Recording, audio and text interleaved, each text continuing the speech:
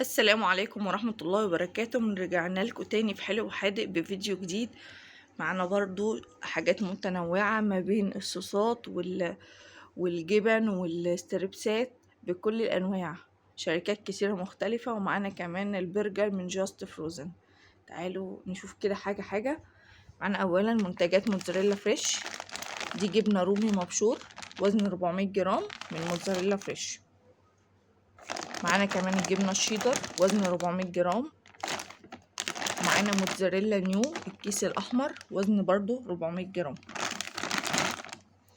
معانا صوصات هنا، في صوص الشيدر من غازي لاند.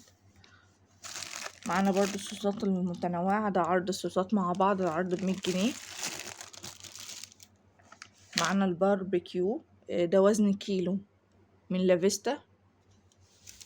معانا طبعا السندوتشات ما بتستغناش عن الصوصات، ان كان شرايح الهاليبينو او الخيار الشاورما، اهو السندوتشات الشاورما والبرجر. معانا كمية كبيرة.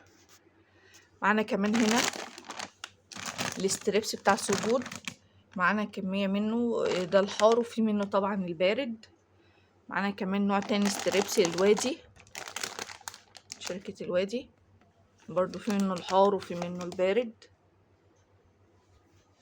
معانا كمان ستريبس والعتيم، بس منظره بسم الله ما شاء الله، يعني حاجة نظيفة جدا. معانا كمان جاست فروزن.